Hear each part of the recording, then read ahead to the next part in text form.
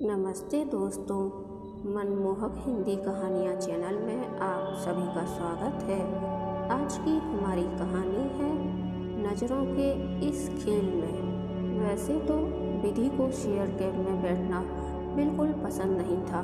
कहा करती थी, मुझे नहीं पसंद किसी ऐरे गहरे के कंधे मुझे छुएं। मगर आज जल्दबाजी में पर्स में एक्स्ट्रा कैश रखना भूल गई तो शेयर कैब लेना उसकी मजबूरी हो चली थी। बड़े उखड़े मूड से कैब का दरवाज़ा खोला, लेकिन फिर जो हुआ उसे तो ईश्वरीय योजना ही कहा जाएगा। वह जो पहले से कैब की पिछली सीट पर बैठा था, जिसके परफ्यूम से पूरी कैब महक रही थी, जिसने विधि को पहले कुछ पल ठहरी नज़रों से देखा और फिर थोड़ा सरक कर बैठ गया। पता नहीं क्यों उसकी बाजू छू जाने से विधि को थोड़ा भी बुरा नहीं लगा था। वो पहली नज़र कुछ तो कमाल कर गई थी उसके भीतर। ऐसा होता है कभी कभी दो अपरिचितों में पहली ही नज़र में एक कनेक्शन सा बन जाता है। दिल से दिल का तार जुड़ जाता है, कभी कुछ देर के लिए तो कभी जन्म जन्मांतर के लिए। विधि पूरे रास्ते बड़ा संभल कर बैठी रही, तन से भी और मन से भी। नजरें इधर उधर डोलकर वापस उसी अपरिचित की टोह में लग जाती, जिसके जरा सा छू जाने भर से वह अजीब सी सिहरन से भर रही थी। भैया जरा अगले मोड़ पर बैंक के सामने रोकना प्लीज। आह, यह भारी और मीठी आवाज़ विधि के कानों में कैसा अमृत सा घुल गई। वह अपरिचित कैब से उतर गया। उतरकर दरवाज़ा बंद करते हुए फिर वही कयामत की नज़र जो विधि की बड़ी बड़ी आँखों के रास्ते उसके दिल को भेद कर चली गई। कैब के चलते ही विधि ने गहरी सांस भरी। ये क्या हुआ है आज उसे? माना उसके पीजी कॉलेज का पहला दिन है, तो क्या उसकी वही 3 साल पुरानी कॉलेज लाइफ भी लौट आई है? क्या किसी आकर्षक पुरुष को देखने भर से अंदर कुछ हलचल हो जाना, कुछ सोया सा जाग जाना? यह क्यों हुआ उसे खुद समझ नहीं आ रहा था। खैर, वह देहरादून के RV college of fine art के मेन गेट पर उतरी और पूछते पाछते अपने सेक्शन में जाकर बैठ गई। आधी से ज़्यादा क्लास खाली थी। सिर्फ एक कोने में 6-7 लड़कियों का ग्रुप चुहलबाजियाँ कर रहा था, जिसके कुछ कतरे उड़कर उस तक पहुँच रहे थे। क्या बात कर रही हो? सच्ची? किसने बताया? पक्की खबर? अरे एकदम पक्की, नताशा दी ने बताया। अरे वही सेकंड ईयर बी सेक्शन की सीनियर। वो बेचारी भी बेहद उदास लग रही थी। क्यों ना हो, उसने तो खूब दाने डाले थे मगर भुने नहीं। हा हा हा, सच्ची आज तो ना जाने कितनों के दिल टूटकर बिखरे होंगे। इस दिल के टुकड़े हजार हुए, कोई यहाँ गिरा कोई वहाँ गिरा। हा हा हा, फिर खिलखिलाती हास्य दुनिया। हाय, आपसे इस बेवफाई की उम्मीद ना थी। चुपके चुपके एंगेजमेंट कराई। हमने तो सुना था आजीवन ब्रह्मचारी रहने का अटल इरादा किए बैठे हैं, तभी तो प्रपोजल नहीं भिजवाया था। वरना मम्मी पापा तो आए दिन पूछते हैं, कोई हो तो बता दो, वरना हम देखना शुरू कर देते हैं। एक लड़की अपने फ़ोन को निहारते बोली। शायद उसी हीरो की फ़ोटो खोल रखी थी जिसकी ये सभी दीवानी बनी बैठी थीं। विधि को यह सब सुनकर बड़ा गुस्सा आया। क्या नॉनसेंस मचा रखी है क्लास में? यहाँ पढ़ने आती हैं या यही सब करने? विधि खुद को उन लड़कियों से मैच्योर समझ रही थी। समझती भी क्यों ना। बीए के बाद 3 साल का ब्रेक न लिया होता तो आज इन सब की सीनियर होती। सोचा था आज पहले दिन थोड़ा जल्दी पहुंचकर किसी क्लासमेट से बात कर छूटा पोर्शन समझ लेगी। महीने भर लेट एडमिशन जो लिया था उसने। मगर ये सब तो न जाने किस कन्हैया की कॉपियाँ बनी बैठी हैं। वैसे कौन है ऐसा जिसने सभी लड़कियों पर सामूहिक रूप से जादू चलाया हुआ है? जानने की उत्कंठा तो विधि ने भी महसूस की। कुछ मिनटों में क्लास भर गई। चुहलबाजियाँ अभी भी जारी थी। आएंगे कि नहीं, कहीं डेट पर तो नहीं निकल गए अपनी बुढ़वी के साथ। हाय, ये ना कहो, यानी आज आई टॉनिक से भी जाएंगे। कोई फायदा नहीं हुआ आ जाने का। आ गए। एक खामोश चुप्पी और फिर गुड मॉर्निंग सर का मधुर गान प्रस्तुत हुआ। Good morning. विधि के कान लड़कियों की बातों से हटकर खुद ब खुद उस गुड मॉर्निंग की तरफ खिंच चले। वही कैब वाली मीठी आवाज़, ओ माय गॉड। चेहरा भी वही, यानी बंदा भी वही। फिर एक सिहरन से उसका पूरा शरीर झंझना गया। पहले वह चौंकी और फिर एक मीठी सी हंसी भीतर ही भीतर फूट पड़ी। लगा जैसे वह भी उन्हीं लड़कियों के समूह में से एक हो चली थी। काश टाइम से एडमिशन ले लिया होता। एक हंसी ख्याल ने उसे गुदगुदा दिया और फिर दूसरा ख्याल, ओह, इन्हीं महाशय की हाल ही में एंगेजमेंट हुई है जिसका शौक सारी लड़कियां मना रही हैं। यानी ये जादू सिर्फ मुझ पर नहीं चला था। बंदे की पर्सनैलिटी ही ऐसी है, कितनों को घायल किए बैठा है।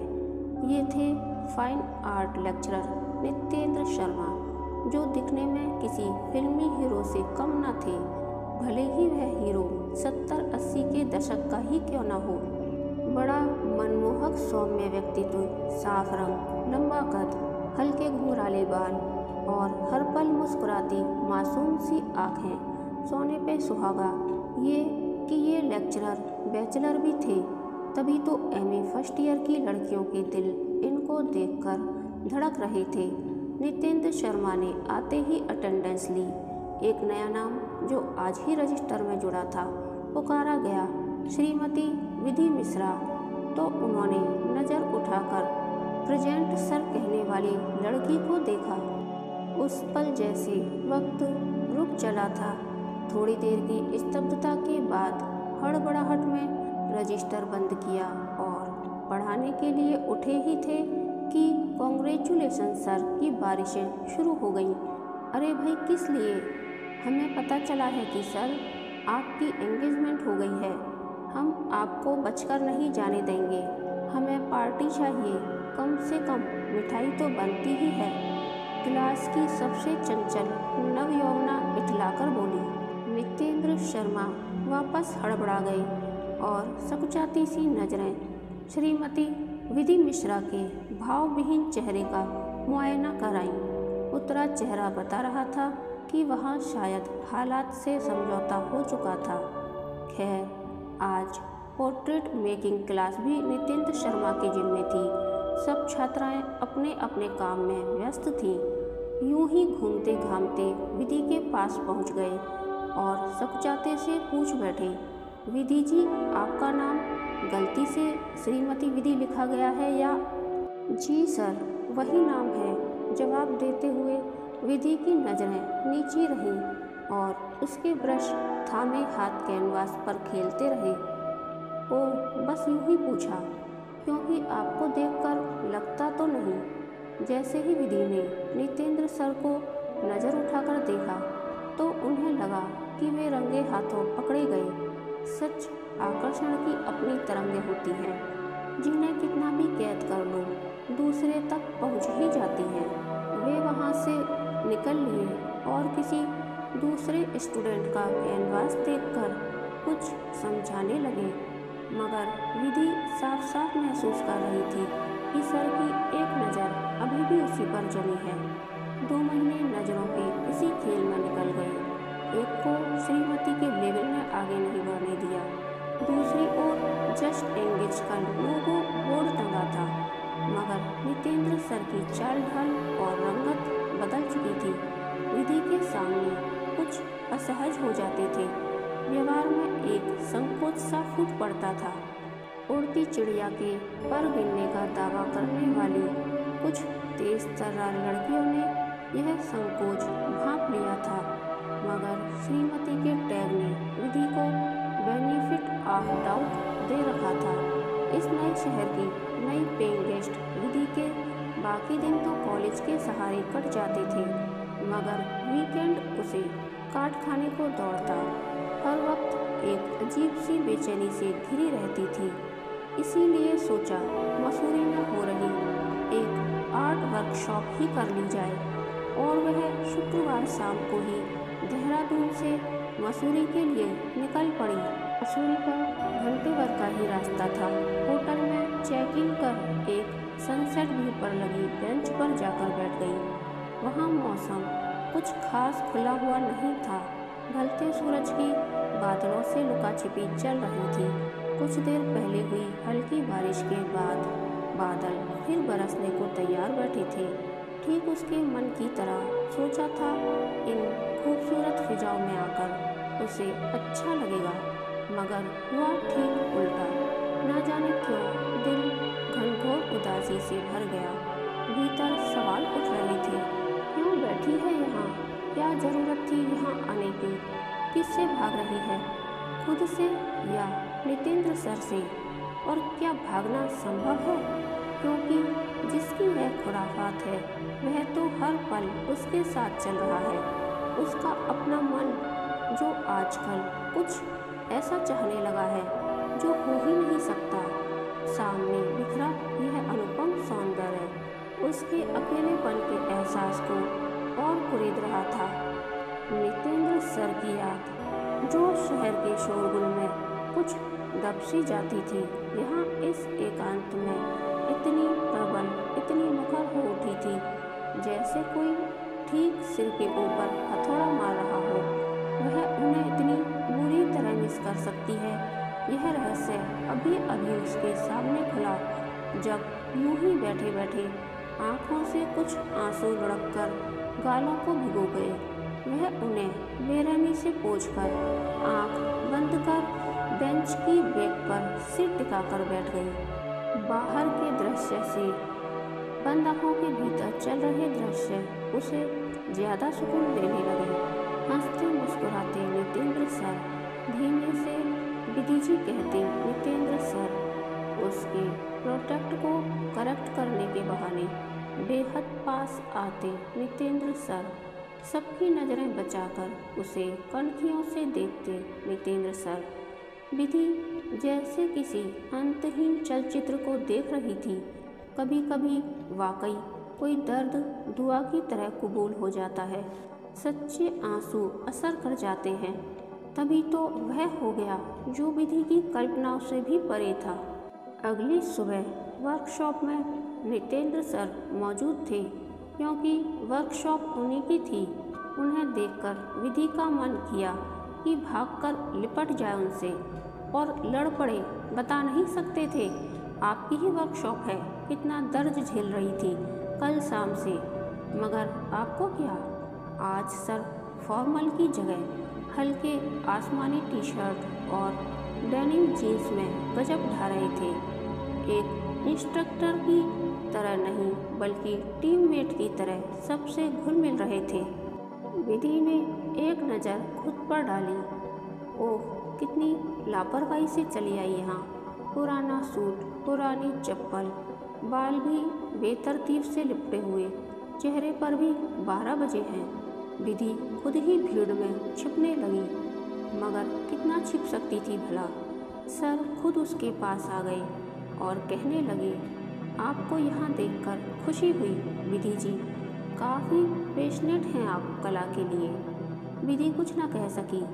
मैंने कल ही प्रतिभागियों के नाम की लिस्ट देखी थी, उसमें आपका नाम देखकर सोचा कि पूछ लूँ, अगर साथ चलना चाहें तो, मगर मेरे पास आपका नंबर नहीं था।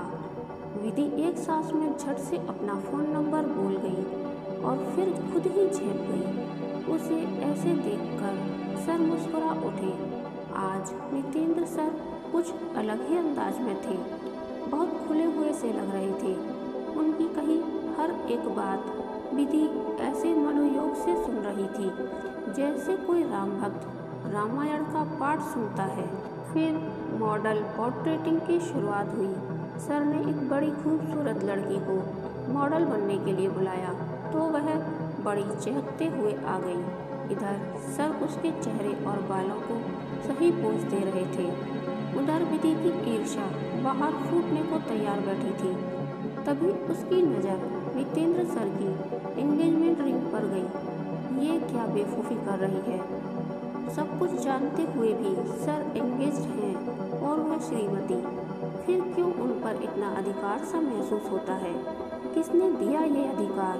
किसी ने नहीं तो फिर ये जलन, ये पॉजिटिवनेस एक बार टूटकर मन नहीं भरा, जो दोबारा टूटकर बिखरने को तैयार बैठी है। मगर क्या करे, दिल है कि मानता नहीं। लंच ब्रेक पर नितेंद्र सर खुद ही विधि के पास आकर बैठ गए। तो विधि जी, कैसा लग रहा है यहाँ आकर? बहुत ही बढ़िया, इससे बेहतर तो कुछ हो ही नहीं सकता था। आप, मैं और ये खुशगवार मौसम। दिल में तो बहुत कुछ उबल रहा था, मगर मुंह से इतना ही निकला, गुड सर, बहुत सी नई चीज़ें सीखने को मिल रही हैं जो सिलेबस में कवर नहीं होती। हाँ वो तो है, तुम्हें बुरा ना लगे तो एक बात पूछूं? सर प्लेट में चम्मच घुमाते हुए बोले, आप देहरादून में अकेले रहकर पढ़ रही हैं? आपके पति कहीं बाहर जॉब पर हैं क्या? ये कोर्स तो हर शहर में होता है। आज उसकी दुखती रग छू दी गई थी, वो भी उसके द्वारा जिससे वह उम्मीद नहीं कर रही थी। उसकी गंभीर चुप्पी देखकर सर ने बात पलटी। बताना कोई जरूरी नहीं, यूं ही पूछ लिया था। आप खाइए आराम से। मगर अब विधि के गले से कॉल नीचे नहीं उतर रहा था, एक ख्याली महल जैसे भर भरा गया था। हाँ वो बाहर रहते हैं इसीलिए। कुछ हकलाते से धीमे शब्द निकले। वैसे आपकी शादी कब है सर? कोई डेट फिक्स हुई? शादी? डेट कुछ फिक्स नहीं हुई अभी। पलटवार सुन नितेंद्र सर भी हड़बड़ा गए। लड़की तो फिक्स है ना जिससे शादी होनी है? विधि ने सवालिया नज़रों से देखा तो वे मुझे देर हो रही है कहकर फटाफट उठकर भाग खड़े हुए। पूरा दिन यूं ही गुजार कर शाम में और शाम सुबह में तब्दील हो गई। आज विधि एक्साइटमेंट में समय से पहले ही पहुंच गई, मगर सर अपने समय पर ही आए। आज उन्होंने पहले सभी को पेंसिल स्केच की टास्क दी। टॉपिक था परित्यक्ता। डिस्क्रिप्शन बताए गए थे। एक नवयौवना जिसकी उदास आंखें ईश्वर से जैसे पूछ रही हैं, मेरे साथ ही क्यों? उसका रूठा श्रृंगार, टूटा मन, अकेलापन स्केच में नजर आना चाहिए। इस टास्क के लिए ज़्यादातर को बस सीता मैया ही परफेक्ट मॉडल नजर आई और उसी छवि को स्केच में उतार दिया गया। जंगल में बैठी गृहिणी स्त्री का अश्रु रंजित चेहरा, वेदना से झुका सिर। अरे बाप रे, कितनी कॉमन सोच है आप सबकी, कोई नवीनता नहीं, सबके सब जैसे कॉपी पेस्ट लग रहे हैं। तभी एक स्केच देखकर सर ठिठक गए। ये किसने बनाया है? नख शिख श्रृंगार धारण किए नाचती उछलती उत्साह से भरी खिलखिलाती लड़की। लगता है टास्क ठीक से नहीं सुना था। सुना था सर, विधि ने गंभीरता से जवाब दिया। तो फिर परित्यक्ता का मतलब नहीं जानती हो? जिसका साथी उसे छोड़ दे, क्या वह ऐसी होती है? क्यों नहीं हो सकती है सर? यह उसकी अपनी चॉइस है। चाहे तो वो बाकी स्केच की तरह अपनी किस्मत को कोसते हुए आंसू बहाए, या मेरे स्केच की तरह एक जबरदस्ती का बंधन टूटने का सेलिब्रेशन मनाए, नाचे गाए और अपने जीवन की एक नई शुरुआत करे। विधि की आंखों की भावभंगिमा देख नितेंद्र सर को लगा जैसे उनके सामने कोई वीर रस में पगी कविता खड़ी हो। खूब लड़ी मर्दानी वह तो श्रीमती विधि मिश्रा थी। बाकी सभी वर्कशॉप से निकल रहे थे, मगर विधि को नितेंद्र सर ने रोक लिया। उस एक स्केच ने शायद कहीं एक उम्मीद का दिया टिमटिमा दिया था। विधि जी, ये हिंदुस्तान है। यहाँ परित्यक्ता की वही परिभाषा है जो बाकी लोगों ने बनाई है। उसी इमेज पर नंबर मिलेंगे। आपके क्रांतिकारी विचार एग्जाम में नहीं चलेंगे। वहाँ मत बनाइएगा, 0 मिलेगा। मिलेगा तो मिले सर, कुछ मार्क्स के लिए मैं अपनी सोच नहीं बदलूंगी। अच्छा तो बताइए, क्या आपने समाज में ऐसी कोई लड़की देखी है जो छोड़ जाने के बाद दुखी होने की बजाय आपके स्केच की तरह झूम उठे? जी हाँ, जानती हूँ, और आप भी जानते हैं, क्योंकि वह मैं ही हूँ। क्या मतलब? मतलब ये कि मेरे पति ने फैमिली प्रेशर में मुझसे शादी तो कर ली, लेकिन ज़्यादा देर तक ये प्रेशर झेल नहीं पाई और महीने भर के अंदर ही मुझे छोड़ अपनी प्रेमिका के साथ भाग गई। मैंने बजाय रोने धोने के, अपनी किस्मत और घर वालों को दोष देने की बजाय अपने जीवन की नई शुरुआत की और यहाँ इस नए शहर, नए कॉलेज में पढ़ाई पूरी करने चली आई। कुछ समय में हमारा कानूनी रूप से अलगाव हो जाएगा, फिर मेरे नाम के आगे लगाइए श्रीमती का पुच्छल्ला भी हमेशा के लिए हट जाएगा। स्केच में वो कोई और नहीं, मैं ही हूँ सर। कहते हुए न जाने क्यों विधि की आंखें भर आईं। एक बोझ जो दिल पर लेकर घूम रही थी यकायक उतर गया। क्या हुआ जो उसे नितेंद्र सर पसंद आने लगे थे? क्या हुआ जो उनको देखना, उनको सुनना, उनके निकट रहना उसे अच्छा लगता है? ये कोई पाप तो नहीं? वैसे भी ऐसा करके वह अपने पूर्व पति की तरह किसी के साथ धोखा तो नहीं कर रही है। यह बस एक खेल है जिसे खेलना उसे अच्छा लग रहा है और ना खेलना उसके बस में भी नहीं। मगर नितेंद्र सर ऐसा क्यों कर रहे हैं? उनकी सगाई हो चुकी है, वे तो किसी के लिए प्रतिबद्ध हैं। क्या उनका इस खेल में शामिल होना धोखा नहीं, पाप नहीं? पल भर के लिए विधि को जैसे सामने बैठे उस आकर्षक चेहरे से वितृष्णा हो उठी। देखा तो सर बैठे हुए अपने हाथों से रिंग उतार रहे थे। उंगली की वो जगह लाल हुई पड़ी थी। ओह, बड़ी अनकंफर्टेबल है ये, मैं इसे और नहीं पहन सकता। ये तो आपकी एंगेजमेंट रिंग है ना सर? Engagement ring? किसने कहा कि मेरी एंगेजमेंट हुई है? सभी लड़कियां कह रही थीं। क्या कह रही थीं? कह रही थी कि जो कुछ कह रही थी वह बताना विधि के लिए संभव नहीं था, तो वह मुस्कुराकर रह गई। आप तो कॉलेज में नई हैं और समझदार भी, इसलिए आपको बता रहा हूँ, पर प्लीज़ किसी से कहना मत। क्या सर?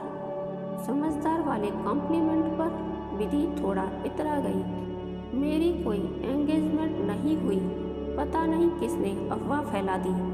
हाँ, इतना जरूर है कि मैंने इस अफवाह का खंडन नहीं किया। क्यों सर? ताकि इस कॉलेज में शांति से पढ़ा सकूं, वरना मुझे रोज़ मेरी बाइक में छिपाकर रखे गए लव लेटर प्राप्त होते थे। 4 महीने पहले न जाने किसने मेरा फ़ोन नंबर सार्वजनिक कर दिया था, तो शादी के प्रपोजल आने लगे थे। तो जैसे लड़कियां शादी के बाद मांग भरकर और मंगलसूत्र पहनकर सबको बता देती है ना कि आई एम बुक्ड, अब मेरी तरफ देखना भी नहीं। इसी तरह मैंने सोचा क्यों ना मैं भी एक फेक रिंग पहनकर कॉलेज की छात्राओं की ऐसी मेहरबानियों से बच जाऊं। तो कुछ फ़ायदा हुआ सर? विधि शरारत से बोली। फ़ायदे का तो पता नहीं, मगर नुकसान होता दिख रहा था, इसलिए आज उतार दी।